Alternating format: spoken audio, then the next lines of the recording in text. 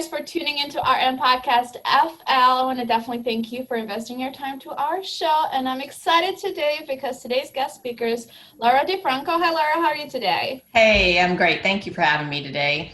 Absolutely. Well, first, I want to thank you, Andrea, for connecting us, actually. I connected with Andrea a while back. She's phenomenal. Yes. She's amazing. So, Andrea, if you're listening to this, thank you. Yes, thank you. But without losing any time, I want to pass on the mic to you. Tell us a little bit about yourself. Tell us how awesome you are. I don't know anybody else that knows you better than you know yourself. Thank you. Well, I spent 30 years in holistic physical therapy. I've owned my own practice since 2008, but COVID kind of put a wrench in things and shut me down literally in one day. I had been transitioning over about 4 years to writing books and publishing and teaching courses and writing.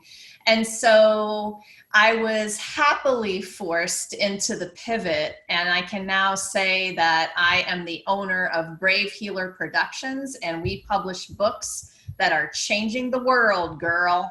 That's amazing. So everything just went great, and then the virus hits, and now you have to come up with a new strategy. That's probably a pretty common story for a lot of people, right? You're either really struggling or you made it happen however you could. And I have, an amazing story about that. I woke up on March 20th and I went to my computer. I was having a dream about doing a book that would help everybody do healing techniques at home. And so I went to the computer that morning and I said, ladies, it was a group that I teach. I said, who wants to write a chapter for this book? Like, the world needs to understand how to do this. They can't get out to their people. They can't get out to their healers, whatever. And so in 48 hours, I had 24 yeses. And 5 weeks later, that first book was born, The Ultimate Guide to Self-Healing. So I think COVID was like a gift for me. It forced me into moving toward doing that and collaborating with other people, helping everybody, really, not only the people that needed to heal at home, but the business owners. I wasn't the only one whose business was shut down, so it's been pretty cool. Were you always this motivated and always to look at things from a different lens, or did something happen in your life that you're like, I have a problem now, let me fix it, let me find a solution? Because typically I would say the normal person is, oh my God, I have a problem. What the heck am I going to do? Did something happen with you that you think things differently in life? What was that twisted point? Oh, that's a good question. I think I have always been a very, very highly motivated and ambitious person. And, I started right off the bat in high school, kind of knowing what I wanted to do, wanted to be a healer and help people. And I went from step A to Z. And, if you had to ask me about a moment, it would have been the moment I realized I had checked off all of the boxes of everything that everyone told me I should do to feel happy. Mm-hmm. And I was sitting there with all these achievements and all these accomplishments, a great career, all the stuff. And I thought, why don't I feel happy yet? Right? And I don't think I had ever really sat down to ask myself what I wanted. I just had learned all of these things about what I should want. And that was definitely a moment for me that I had to solve that. That was a big problem. That was a big spiritual problem. It was, big questions I was asking myself, but I'd say it turned out okay. What do you suggest to somebody that maybe going through that moment, like, I'm a to-do list person, like right now, camera, this is my to-do list. I love to-do lists, okay? If somebody doesn't have a to-do list, I'm like, let me teach you one. To-do list, first thing. Make a to-do list. So how does somebody go from being so organized and everything and then having a breakthrough moment is like, okay, do I really want this? I'm doing what it needs to be done, but I'm not happy. How do you find your happiness then? How do you self-heal, or is that somebody that needs to be there for you through that process? Well, the foundational skill and practice is awareness. And I will specifically say to people, it's, are you even checking in with how your body feels about those check marks you're checking? Like, are you doing things out of duty and obligation and should and have to? Or does the list really turn you on and you get excited about these things and you're feeling good about it? Like, literally checking in, is this a good feeling or is this a not so great feeling? It took me a long time. It took me into my adulthood to really figure that out and listen that way. How should we actually, saw one of your videos earlier, the one for TED Talk, and you said in a moment there that not the TED Talk, the other one when you published the book. I'm sorry, I confused it. But you said in a moment that you should let the feelings in your body and we should feel all the emotions. That was a moment. How do we do that? Because sometimes we tend to ignore and we tend to let logic, but not let the heart take over. How do we allow that in balance, if you can call it one? Yeah, many times we ignore it or stuff it down or numb it up. And I think it's because we've been taught to do that, from being a little kid, like, oh, get up, you're fine. In other words, don't feel, That's the Albanian culture. Yeah, so you have to first be aware that that's happening and that is what you're doing even later on in your life or as an adult. But it's really just taking a moment to breathe, a moment to connect, a moment to close your eyes and quiet down. I hate to use the M word, meditation, because people think that I mean that they need to sit on a pillow for an hour and chant Om or whatever. And while that's really cool, it's not necessary. Really, any single moment of your life can be a moment to be, and this is my word, bodyful instead of mindful, right? And just be connected and grounded and centered with a few deep breaths. It's that simple sometimes. So how can we be bodyful, which I love that term, but how can we be bodyful but also use logic? Well, I mean, you're always doing both things. It's just that a lot of the time you check out of your body and you're coming into your mind to solve problems, figure things out, analyze things, your reality, your situation right in front of you. But you've forgotten that you are in a body. It's like you cut yourself off from the neck down and you forget to breathe. How many times have you gone through the day kind of shallow breathing or holding your breath? Or you saw me just do that with my shoulders, bracing against what's happening, in your life in the moment. So you do have to check back in once in a while, but there's always two things going on. As long as you're the observer of that thinking and the observer of the feeling, you're going to be able to really pay attention. And then you've got a choice. So with awareness, you get a choice. But if you're not really conscious of those things, you're just reacting and being triggered all day long and stressing yourself out more. So personally, I tend to take deep breaths or just yell in my own head, just say, think, Romina, think, Romina. I do this often when I'm, in my feelings or when I'm upset or frustrated. And that works for me. It worked so far. Yes, we all have moments that sometimes we explode, and unfortunately it's our loved ones that get a punch it sometimes, literally, not literally speaking, guys, just emotionally. But what did you say are some good steps for somebody that it's at the beginning of actually controlling themselves or controlling their emotions? What are some things that they can do first to get that body full momentum?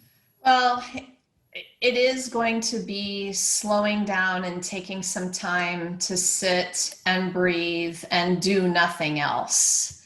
People are so wired up and multitasking all day long with everything. They forget to give themselves a quiet moment.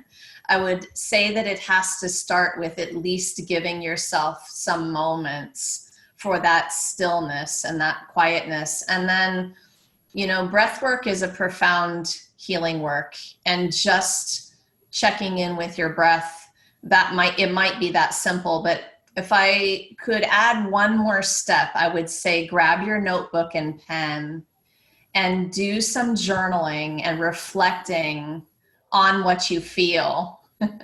Kind of in And mind. There you go. It yes, works, you guys. It does work. it does. And those three things, get still more often. And I'll tell you this, I get still in a walk in the woods.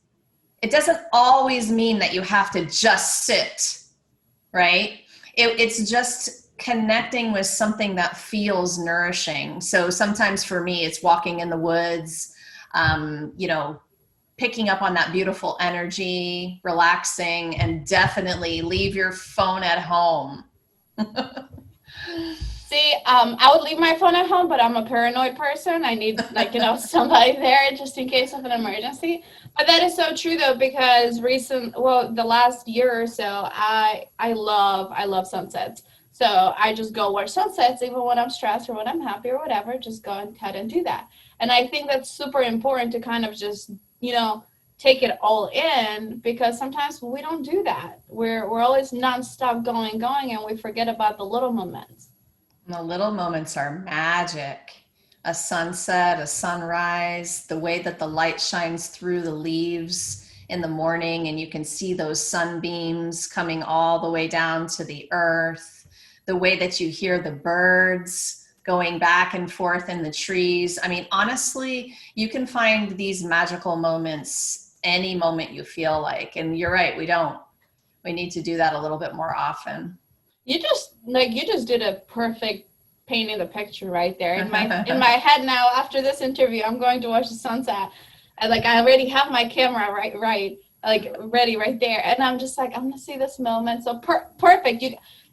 You don't need any more convincing you guys to read her books. I'm just saying. Well, that's the poet coming out in me, and I see poetry everywhere. Nature is probably one of my most favorite things to write about and be inspired by.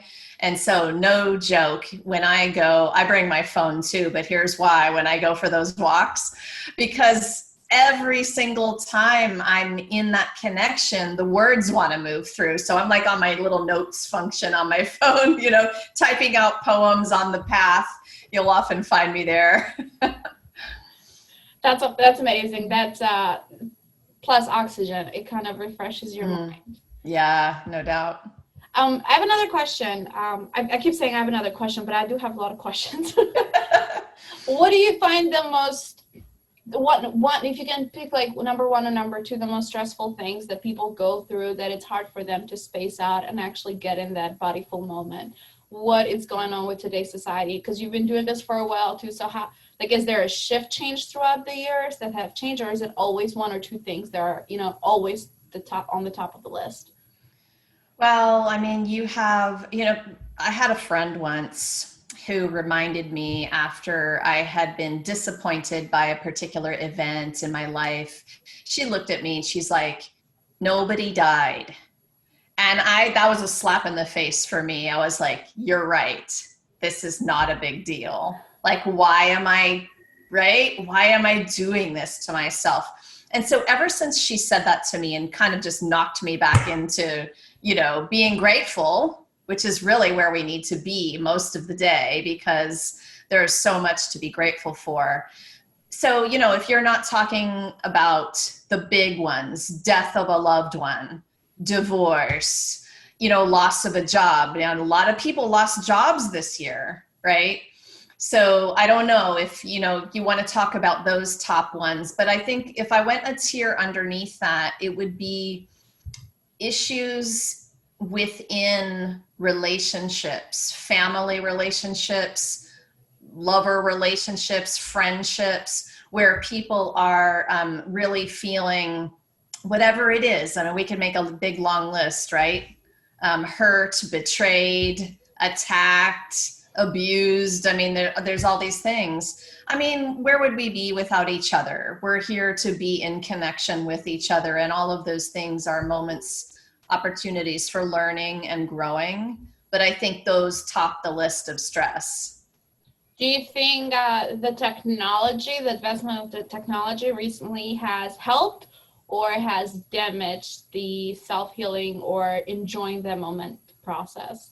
a great question. I wonder. I'm so grateful for the ability to connect online, not only for my business, but also for some of the people that I know are alone, and being with others on Zoom or wherever they are, FaceTime, that's the way that they can see their loved ones and connect right now.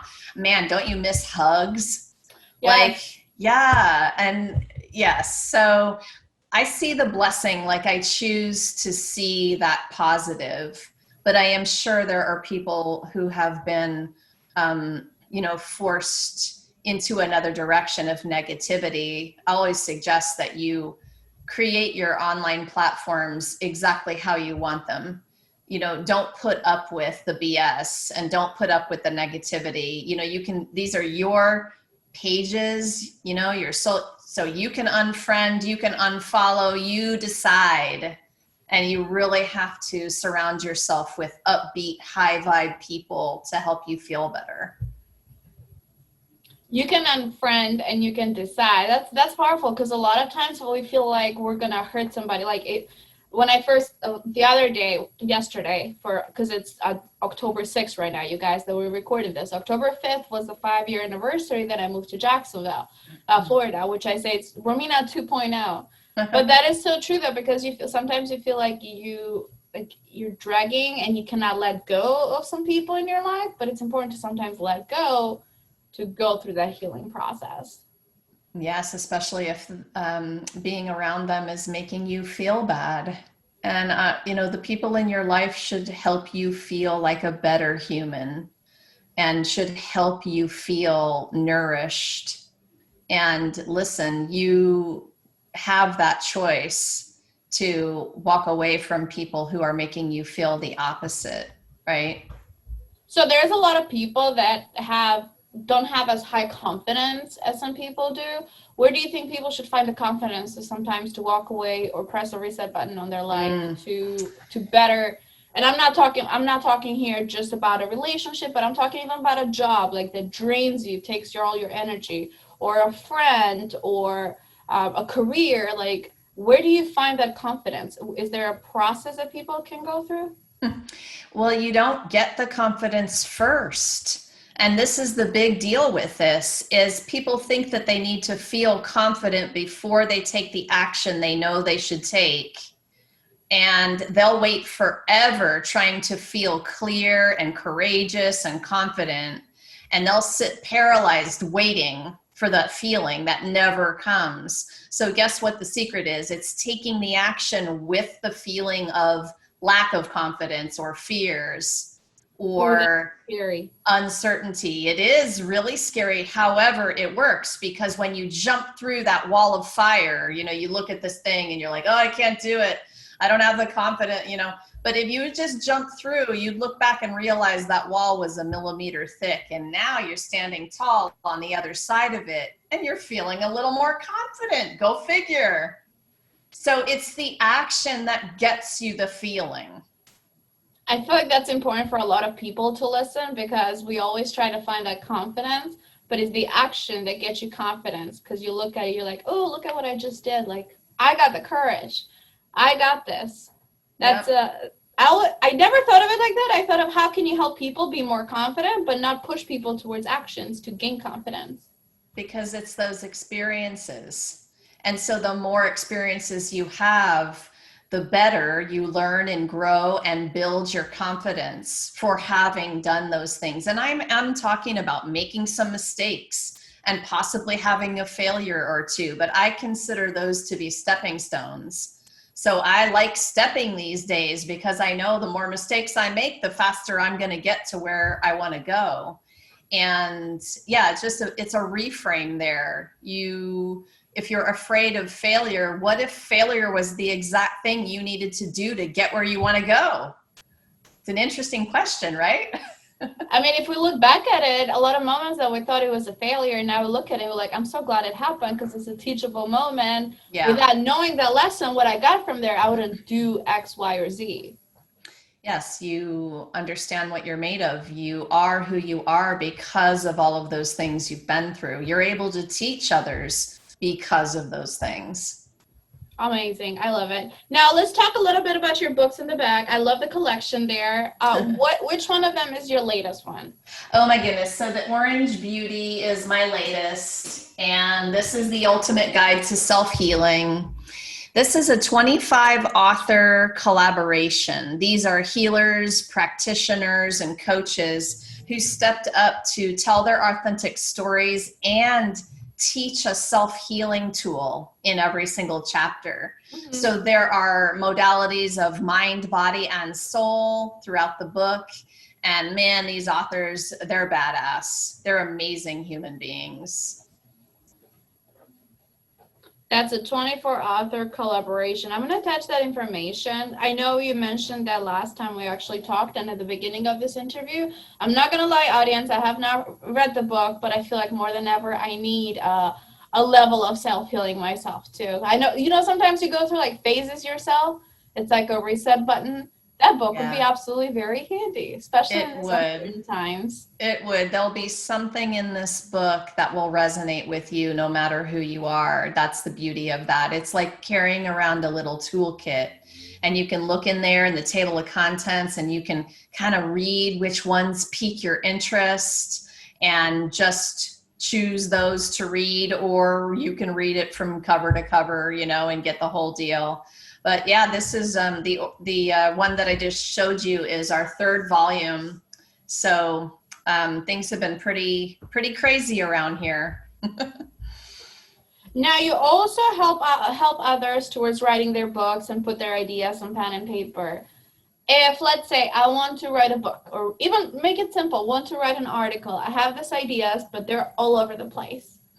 Where the heck do I even start besides grabbing a pen and a paper or just sitting in front of the computer?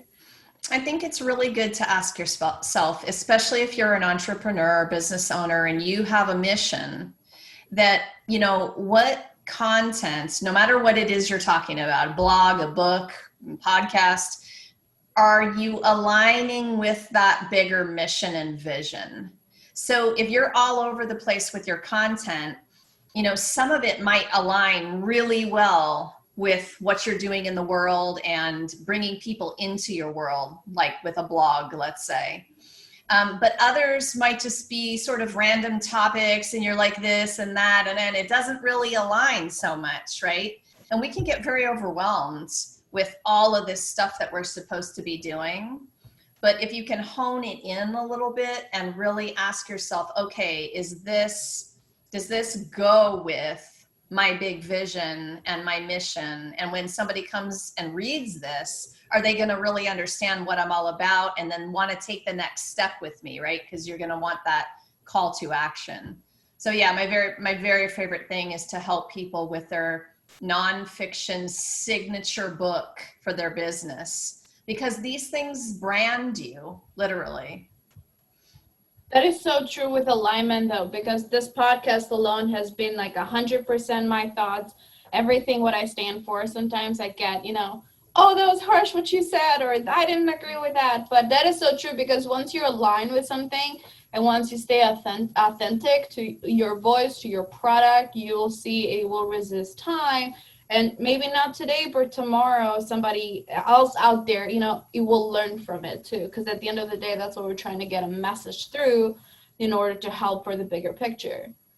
Do you think people struggle to find their alignment though? Because sometimes because of all the noise that we have around us, the brain blocks, social media, the technology, what X, Y, or Z wants from us, is it hard for people to find their alignment? And if they're lost, how do they get rewinded back to their true self? It is, right? It seems like people really struggle with this. When I finally figured it out I was well into my 40s. It took me a long time to figure out that alignment means joy. It is that simple. And we try to complicate this over and over again. I think we make ourselves lost, because we think that someone's going to come along and tap a magic wand on the top of our head and we're going to find our purpose and be in alignment all of a sudden. And, that secret is that you choose what feels good to you, what brings you the joy, what direction, when you move in it, Are you feeling good and motivated and alive, fiercely alive? I like that term, right? And so back a few years ago, I had somebody in a class ask me, how do you have so much energy? And I thought, well, about 4 years ago, I started to prioritize my own joy. And that's how I have so much energy. Right? It's all about joy. And yes, I mean, the answer is people really do struggle with that. I don't think that people sit and even ask themselves the question, what brings me the most joy? That is so true though, because especially if you find that inner joy, that's when you find the person being by themselves and being happy, or going out for a ride or reading a book or Starbucks all alone. And those are some people that if they're by themselves, they freak out. They need that company. They need somebody else, even if they're not talking, just for reassurance. Yes, I mean, right now is an interesting time to talk about a lot of these subjects because of what we're going through. And hey, I mean, we're here to connect with other human beings. We're here to feel that kind of belonging. We need each other in those ways. And it's not wrong to feel that way, right? So, yes, it's really, really good when you connect with somebody who helps you feel like a better person. I think I said that earlier. I learned that the hard way over many, many years of being with different people. And I was the one that kept trying harder. And when it wasn't working out, I finally had to ask myself, okay, what is going on here? It takes two people coming to the middle and doing that work together. Right. But yeah, you're totally right about that. We all want to feel connected and like we belong with each other. Well, to add something of what you just said, because you're mentioning like both parties should meet in the middle, and this can be relationship, friendships, like family, anything. One thing that, and I might be mistaken for saying this, but hey, it's my podcast. One thing that I've discovered though is sometimes if you are too much in yourself, meaning that you know what you enjoy, you know where your inner peace comes from, you want to share it with a lot of people because you feel like you're spreading more joy, but sometimes it overwhelms others. No kidding. Like if there's something you nerd out about or something that you love, it might overwhelm somebody else, but we do this completely without understanding what in the world we're doing wrong when from your side of you it's coming out good. Yeah, I mean, have you ever been told, oh, quiet down, you're being too much right now? Like, right? And so listen, I had been told that enough times in my, earlier life. I love being at a point now where I can just unapologetically be the full on turned on me. I mean, if somebody thinks I'm too much or if I'm overwhelming somebody with my energy, well, okay, they can walk away. It doesn't mean that I have to stop being that energy. And yeah, you're right. I mean, that is going to happen, but I don't think people should be afraid of expressing like that. Man, the world needs you lit up. They need your high vibrations, right? And so spend so much of my life quiet, keeping quiet, making sure I wasn't ruffling any feathers, making sure I wasn't bothering anybody. Oh my God, please. Makes me tired thinking of it. Well, one thing I would also say, because I haven't always been like this, something a friend of mine one time called me a party pooper or negative Nancy, one of those terms.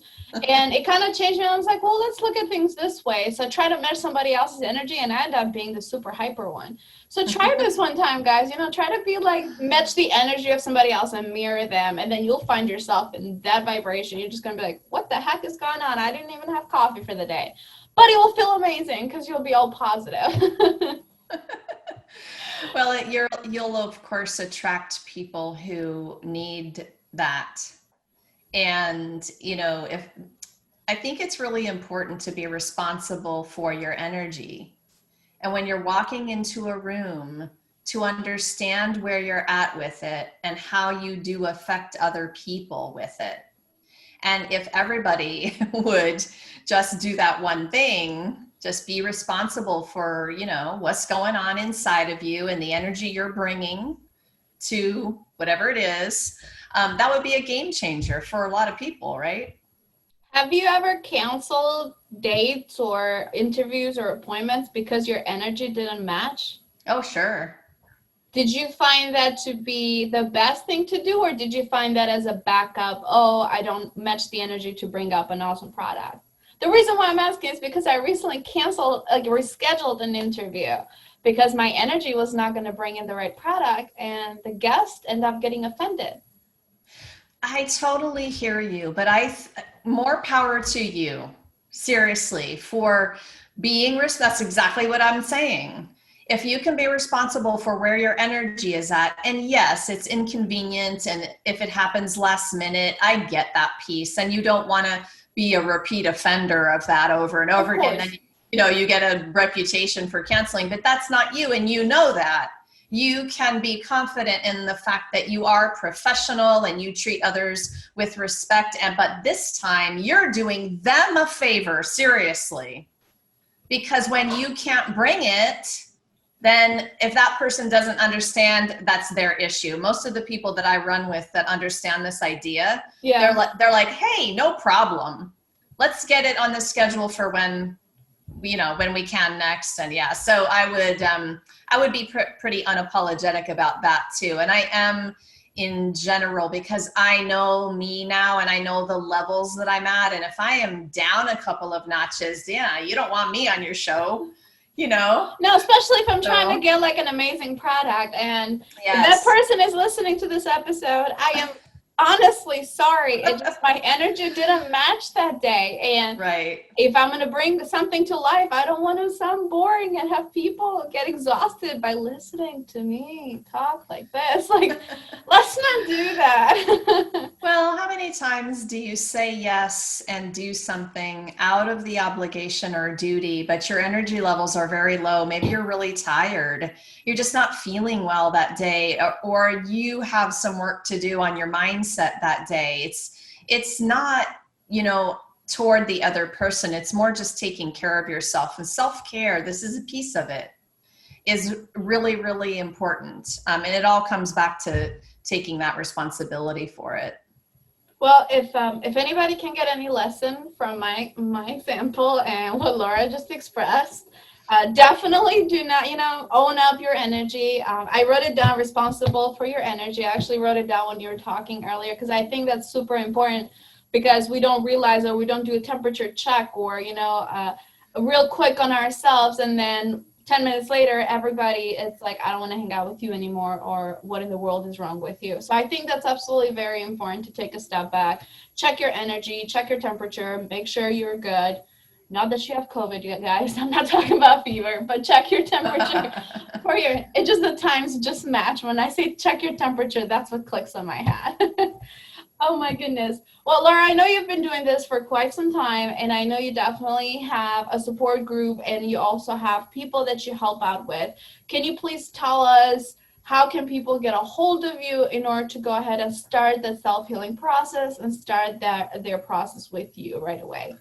Yes, please come visit bravehealer.com. If you guys are on Facebook, I have a really great free group. I have a couple free groups for the writers in your audience. The Right Habit, WRITE, The Right Habit is a great online writing club on Facebook. And I have Brave Badass Healers, a community for world changers. So you can find me in those groups on Facebook and really get connected with a community who's doing exactly what we were talking about. We're taking responsibility for our energy, we're helping each other, and we're really sort of jumping into the collaborative energy so that we can really change the world. That's amazing. And your books, I'll go ahead and attach all the information below, you guys, so you definitely can go ahead. And I'll attach your Laura's website as well. It'll be a click away. So if you're feeling lazy and don't want to type the whole name or misspell something, it's a click away. So thank you. There's no excuse there for you. Now, I know you just recently launched the book. You have a lot of new things, because it seems like COVID, made you busier than slow you down. It did. What is the latest project that you're working towards? Would you like to share that with us? Oh, thank you so much. Well, the Ultimate Guide to Self-Healing, I mentioned that we just launched Volume 3 and Volume 4. The roster is full and we'll be moving forward to kick off that project. It'll be a 2021 launch. So that one is in the works. And we'll have another one coming out this November from the Wellness Universe. They are going to be doing a collaborative book project on stress relief. Okay. And so, yeah, those are the two biggies right now. So thank you very much for asking. Absolutely. And once they do launch in 2021, please let me know so we can go ahead and put it on the website too. That would be amazing. Yep. Yeah, of course. Thank you. And yeah. Now, I know you guys, you probably are, have a lot of thoughts from this interview. Definitely want to connect with Laura. You have a lot more questions because this is what the podcast is supposed to be. Not answer every single question from you guys, but actually have you thinking, do some, soul searching and do some your own investigation in your head. But if there's anything that Laura can help with, please go ahead and connect with her. Tell her Romina sent you or from the RM Podcast FL. Definitely let her know. Now, my last and favorite question, I'm always intrigued with the answer of this one. What is your personal definition of success? Oh, success really is waking up every morning already breathing in the joy, no matter what happens that day or what you achieve. Success is a mindset. And you can have it right this moment as you bask in the abundance all around you, your beautiful place that you're living, the people that you're with, your health, your body that can walk across the room. That's successful. Okay. That is. And sometimes we tend to, take things for granted, especially with health. And especially with, just being able to do things because we consider those normal when not everybody has the privilege. That's exactly right. It's just really good to remember that achievements don't always equate to success. And success is also very, it's kind of what we're taught. And so what if we could make our own definition of what that is, right? I already feel successful in my life. If today was my last day, I would have absolutely no regrets and I would feel that I have lived a very successful life. And so I love to ask people, the question back, if you're not feeling that way, why? And go right to gratitude, because gratitude will abolish any other feelings you're having. You can't have fear and gratitude at the same time. So you might as well jump over there to the good stuff, right? And I love asking them the last question because doing this for over a year now, since June 2019, I have yet to get somebody to say success is having X amount of money. Yes. Like by people's definition of success, you also get to learn a lot more about the person. I've had people say, money, like financial freedom, which is more than understandable because they would love to travel or do this or another thing. But I have yet found that person to say this X amount of money. So if you guys are just hunting for the money, the audience, I am really sorry you're lost because there's a lot more things in life than just money. Yes. And I know it's not easy. It comes and goes. It's not easy to come sometimes. I understand that. But there's a lot more things successful that you can redefine. Like Laura said, redefine your own success definition. Yes. I love it. Well, Laura, I definitely want to thank you so much for taking your time, being a part of RM Podcast FL. Any last thing that you'd like to pass on along to our listeners? Oh, thank you. Thanks for having me. So just remember, your words will change the world if you're brave enough to share them. So be brave, you guys. I love it. I feel like that was something I needed to hear to myself. Good. Thank you so much. Thank you for being a part of RN Podcast FL. And for all you, my dear listeners, if you're listening to this on podcast platforms, wherever you get your podcast juice from, make sure to tune in every Tuesday. We have new episodes. Make sure to connect with Laura. And if you guys want to see our awesome and pretty faces, this video of the podcast is also available on YouTube, on connectwithromina.com, as well as on the social media channels. Thanks so much, guys. Hope you have a great rest of the day. Thank you.